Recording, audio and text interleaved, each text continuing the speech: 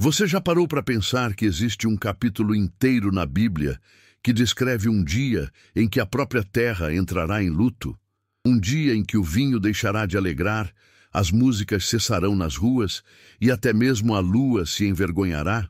Isaías 24 é um dos textos mais intrigantes e menos compreendidos de toda a Escritura, e o que você está prestes a descobrir vai conectar profecias milenares com a realidade do nosso tempo de uma forma que poucos imaginam. Prepare seu coração, porque hoje vamos desvendar mistérios que estavam escondidos há mais de 2.700 anos. Isaías escreveu este capítulo por volta do ano 715 a.C., em Jerusalém, uma cidade que na época era o coração espiritual de uma nação cercada por impérios poderosos. O profeta vivia em tempos turbulentos, quando a Assíria dominava o Oriente Próximo com mão de ferro. Mas algo extraordinário aconteceu com Isaías. Deus não lhe mostrou apenas o destino imediato de Israel, mas abriu, diante de seus olhos, uma visão panorâmica que atravessaria milênios. A palavra hebraica usada no primeiro versículo é bakak, que significa esvaziar completamente, devastar totalmente. Não é uma destruição parcial, é um esvaziamento absoluto. Arqueólogos que estudam textos proféticos explicam que este termo era reservado para cataclismos sem precedentes. Eis que o Senhor esvazia a terra e a desola, transtorna a sua superfície e dispersa os seus moradores. Começa o capítulo. Imagine a cena que Isaías estava vendo em visão. Para entendermos a profundidade disso, precisamos saber que naquela época as pessoas acreditavam que a Terra era eterna e inabalável. O conceito de que o próprio planeta poderia ser esvaziado era absolutamente revolucionário. Geólogos modernos ficam fascinados ao descobrir que este texto descreve fenômenos que só vieram a ser cientificamente compreendidos no século XX, como o transtorno da superfície terrestre. A palavra hebraica avá, traduzida como transtorna, carrega o sentido de distorcer, perverter a ordem natural das coisas. E aqui está algo que vai surpreender você.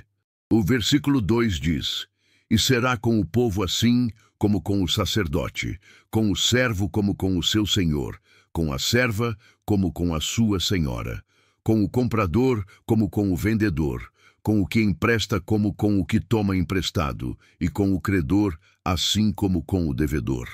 Antropólogos culturais explicam que numa sociedade profundamente estratificada, como era Israel antigo, onde cada pessoa tinha seu lugar fixo na hierarquia social, esta afirmação era chocante. Isaías está dizendo que quando este dia chegar, todas as estruturas sociais que os humanos construíram desabarão como castelos de areia. Não haverá privilégios, não haverá escapatória. Historiadores documentaram que em todas as grandes civilizações antigas, da Babilônia ao Egito, sempre havia uma classe que se considerava protegida dos julgamentos. Mas Deus estava revelando através de Isaías que este dia seria diferente. O versículo 3 é ainda mais contundente. "De todo se esvaziará a terra, e de todo será saqueada, porque o Senhor pronunciou esta palavra."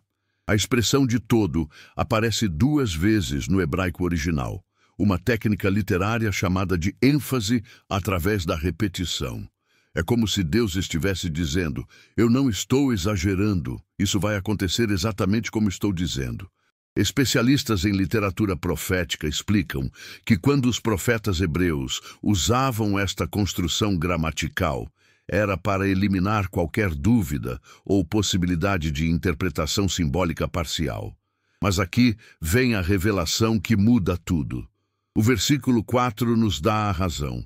A terra pranteia e se murcha, o mundo enfraquece e se murcha, enfraquecem os mais altos do povo da terra. A palavra hebraica abal, traduzida como pranteia, é a mesma usada para descrever o luto profundo de uma mãe que perdeu um filho. Arqueólogos descobriram em escavações que nos rituais de luto do Antigo Oriente Próximo, as pessoas literalmente se jogavam no chão, coberto de cinzas, em total prostração. Isaías está dizendo que a própria terra fará isso. E quando ele diz que enfraquecem os mais altos do povo da terra, no hebraico original, a palavra marom pode significar tanto as pessoas de alta posição quanto as montanhas. É uma profecia de duplo sentido. Tanto as estruturas de poder humano quanto as próprias formações geológicas serão abaladas. E agora chegamos ao versículo 5, o coração desta profecia. Na verdade, a terra está contaminada por causa dos seus moradores, porquanto transgridem as leis, mudam os estatutos e quebram a aliança eterna. Aqui está a chave de tudo. A palavra hebraica shanef, traduzida como contaminada, originalmente significava profanada, tornada moralmente impura. Não é apenas poluição física. Embora cientistas ambientais modernos fiquem impressionados com como esta descrição se encaixa perfeitamente com o que estamos fazendo ao planeta. É uma contaminação moral, espiritual, que se manifesta fisicamente. Geólogos e cientistas ambientais documentaram que nunca na história registrada a humanidade teve tanto poder de alterar os próprios sistemas que sustentam a vida na Terra. E Isaías viu isso há mais de 2.700 anos. Mas note algo crucial. Deus não diz quebram minhas leis, ele diz quebram a aliança eterna. Teólogos explicam que esta é uma referência à aliança feita com Noé em Gênesis 9, versículos 8 a 17, uma aliança que incluía toda a criação, não apenas Israel. É a aliança da preservação da vida, do respeito aos ciclos naturais, do cuidado com a terra. Quando Isaías diz que esta aliança está sendo quebrada, ele está descrevendo uma rebelião cósmica contra a ordem criada por Deus. Os versículos 6 e 7 continuam. Por isso a maldição consome a terra, e os que habitam nela são desolados. Por isso são queimados os moradores da terra, e poucos homens restam. Pranteia o mosto, enfraquece a vide, e todos os alegres de coração suspiram. Historiadores que estudam a agricultura antiga explicam que o vinho era símbolo máximo de alegria e celebração em todas as culturas do Mediterrâneo. Não era apenas uma bebida, era o elemento central de toda festa, toda celebração, todo momento de comunhão. Quando Isaías diz que o próprio mosto pranteia e a vide enfraquece, ele está descrevendo um mundo onde até mesmo a capacidade de celebrar será removida. A palavra hebraica gefen, para vide, carrega também o sentido de fertilidade e bênção divina. É como se Deus estivesse retirando suas bênçãos naturais. O versículo 8 pinta um quadro ainda mais desolador. Cessa o folguedo dos tamboris, acaba o ruído dos que exultam e cessa a alegria da harpa. Para entendermos o impacto disso, precisamos saber que naquela época toda a vida social girava em torno de música. Arqueólogos descobriram instrumentos musicais em praticamente todas as escavações de cidades antigas. Música não era entretenimento opcional, era a própria alma da comunidade. Casamentos, colheitas, celebrações religiosas, tudo acontecia com música. Imaginem um mundo onde isso simplesmente para. O silêncio que Isaías descreve não é paz, é morte da alegria humana. E aqui está um detalhe fascinante que muitos perdem. O versículo 9 diz: com cantares não beberão vinho, a bebida forte será amarga para os que a beberem. Não é apenas que não haverá vinho, é que mesmo se houver, será bebido em amargura, sem cânticos, sem alegria. Antropólogos culturais explicam que em todas as sociedades antigas, beber era um ato comunitário, acompanhado de canções. O que Isaías está descrevendo é a fragmentação completa da comunidade humana, onde até mesmo os rituais mais básicos de união social serão despidos de significado e alegria. Os versículos 10 e 11 continuam esta descrição apocalíptica. Demolida está a cidade vazia. Todas as casas estão fechadas. Ninguém pode entrar. Por vinho há clamor nas ruas. Toda a alegria se escureceu. Desterrado está o gozo da terra. A expressão cidade vazia em hebraico é Kiriat Tohu. A palavra Tohu é a mesma usada em Gênesis 1, versículo 2, para descrever a terra antes de Deus começar a criar, quando tudo era sem forma e vazia. Isaías está dizendo que a civilização humana retornará ao estado de caos primordial. Isso é profundamente perturbador. Urbanistas e sociólogos estudam como as cidades são o ápice da organização humana, e Isaías está profetizando seu completo colapso. Mas então, no versículo 13, algo surpreendente acontece. Porque assim será no meio da terra e entre os povos, como quando se sacode a oliveira e como os rabiscos quando está acabada a vindima. Aqui está uma imagem de esperança escondida no meio do julgamento. Quando se sacode a oliveira após a colheita, sempre ficam algumas azeitonas. Quando termina a vindima, sempre restam alguns cachos.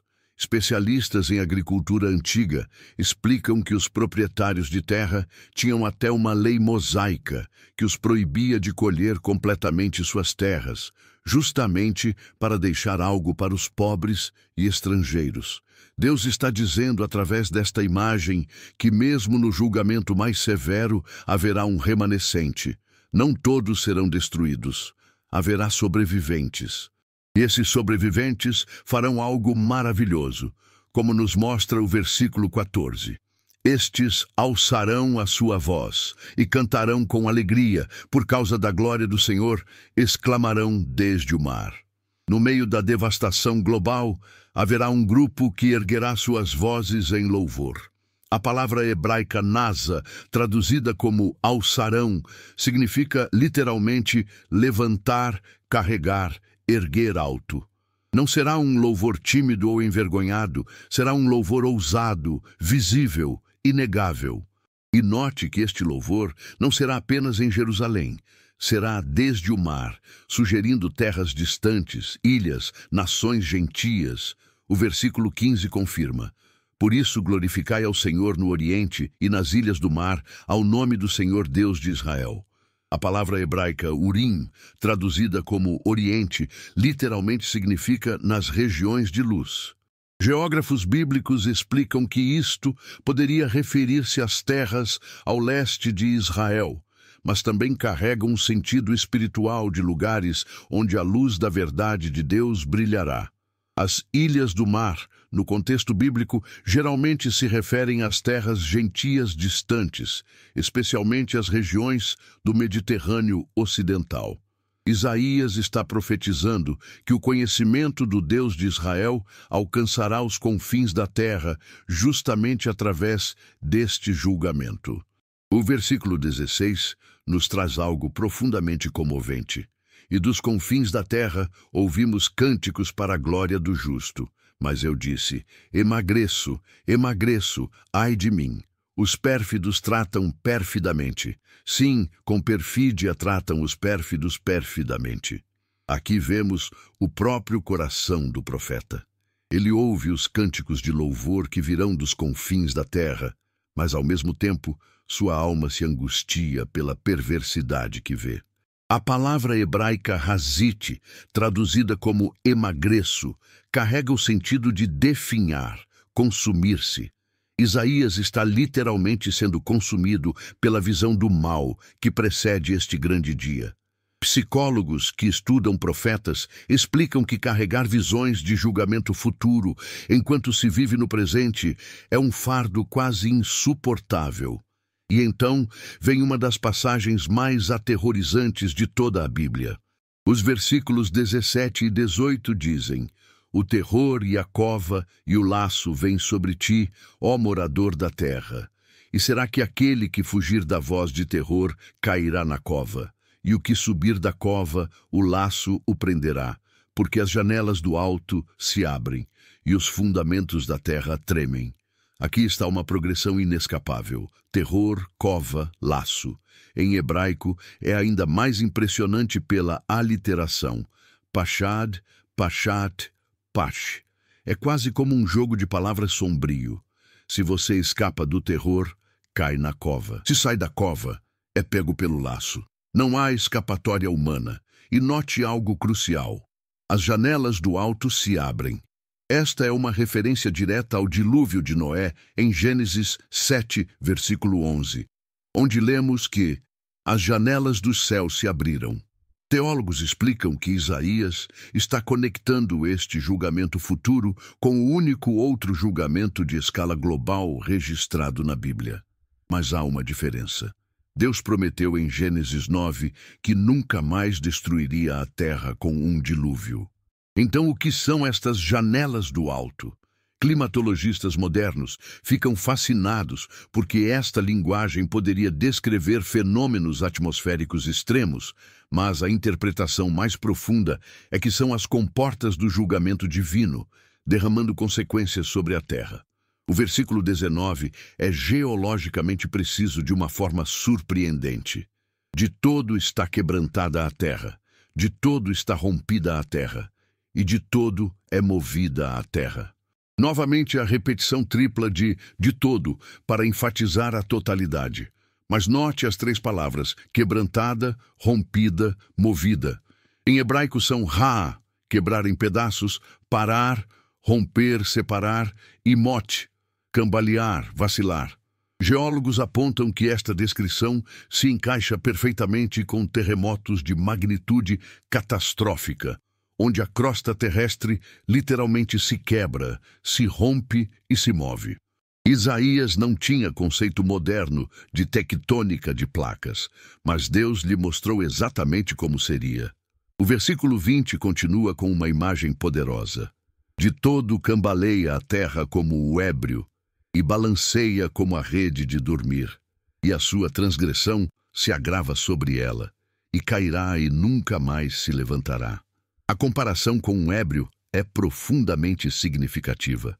Alguém embriagado perdeu completamente o controle, não consegue andar em linha reta, não tem equilíbrio. A terra literalmente cambaleará, e a rede de dormir, que arqueólogos descobriram ser comum em todo o Oriente Próximo Antigo, balança suavemente em condições normais, mas numa tempestade balança violentamente. A frase final, nunca mais se levantará, refere-se não à destruição física do planeta, mas ao fim da era presente, da ordem mundial como a conhecemos. E agora, chegamos a um dos versículos mais misteriosos. O versículo 21 diz: E será que naquele dia o Senhor castigará os exércitos do alto nas alturas e os reis da terra sobre a terra? Quem são estes exércitos do alto? A palavra hebraica tsaba pode significar exércitos militares, mas também hostes celestiais. Teólogos debatem há séculos se isto se refere a poderes angelicais caídos, forças espirituais de maldade nas regiões celestiais, como Paulo descreve em Efésios 6, versículo 12, ou se é uma referência poética aos poderes cósmicos. O que é claro é que o julgamento não será apenas terrestre, será cósmico, abrangendo tanto o visível quanto o invisível. O versículo 22 pinta um quadro sombrio. E serão ajuntados como presos numa masmorra, e serão encerrados num cárcere, e outra vez serão castigados depois de muitos dias. A palavra hebraica bor, traduzida como masmorra, originalmente significava cisterna ou poço. Arqueólogos descobriram que antigas prisões eram frequentemente cisternas abandonadas, lugares escuros, úmidos, claustrofóbicos. A expressão "depois de muitos dias" sugere que este não é o julgamento final, mas um julgamento intermediário, com algo ainda mais definitivo por vir. E então chegamos aos versículos finais 23, que mudam completamente o tom. E a lua se envergonhará, e o sol se confundirá quando o Senhor dos Exércitos reinar no Monte Sião e em Jerusalém, e perante os seus anciãos haverá glória. Aqui está o clímax de tudo. A lua e o sol, que eram adorados como deuses por todas as nações ao redor de Israel, se envergonharão. A palavra hebraica shaper, traduzida como envergonhará, significa sentir vergonha profunda, ser humilhado. Astrônomos ficam fascinados porque Isaías está dizendo que até mesmo os corpos celestes mais gloriosos palidecerão diante da glória de Deus. Não porque eles tenham consciência moral, mas porque sua luz será ofuscada completamente. O Senhor dos Exércitos reinará no Monte Sião e em Jerusalém. Esta não é uma promessa vaga de presença espiritual. É uma promessa de governo literal, visível, incontestável.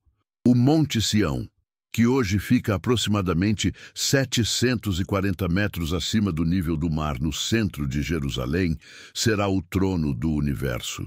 Geógrafos bíblicos explicam que Jerusalém sempre foi um local improvável para um império mundial em termos estratégicos. Não tem porto, não tem grandes recursos naturais, não fica em rotas comerciais principais. Mas Deus a escolheu justamente por isso, para que fique claro que a glória vem dele, não de vantagens geográficas.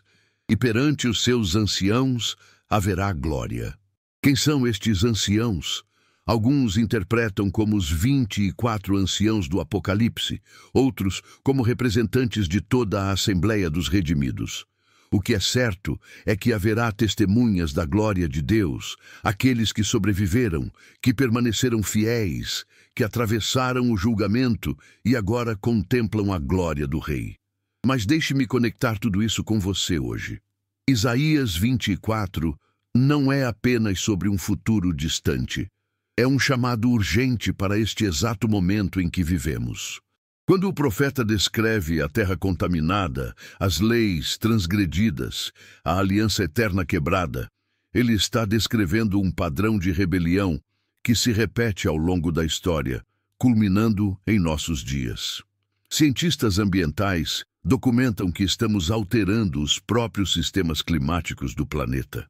Sociólogos observam o colapso das estruturas comunitárias que sempre sustentaram a civilização. Cada geração olha para Isaías 24 e se pergunta: será esta a geração final? E embora não saibamos o dia nem a hora, Jesus nos instruiu a observar os sinais. O que este capítulo quer que você entenda hoje é isto: Deus não é indiferente ao que está acontecendo. Ele vê a contaminação moral, a quebra de suas leis, a violência contra a criação que ele chamou de muito boa. E um dia haverá um acerto de contas. Mas aqui está a esperança radiante que brilha através deste texto sombrio. No meio do julgamento haverá um remanescente. Haverá aqueles que erguerão suas vozes em louvor. Haverá glória no Monte Sião. O objetivo de Deus nunca foi destruir, mas restaurar. O julgamento de Isaías 24 é como um cirurgião que precisa remover o tecido morto para que o corpo sare. É doloroso, mas necessário. É devastador, mas restaurador. Então, a pergunta que ecoa através dos séculos, desde que Isaías teve esta visão, até você hoje é: você será parte do remanescente? Você será daqueles que, mesmo quando o mundo cambaleia como ébrio, permanecerá firme na rocha eterna?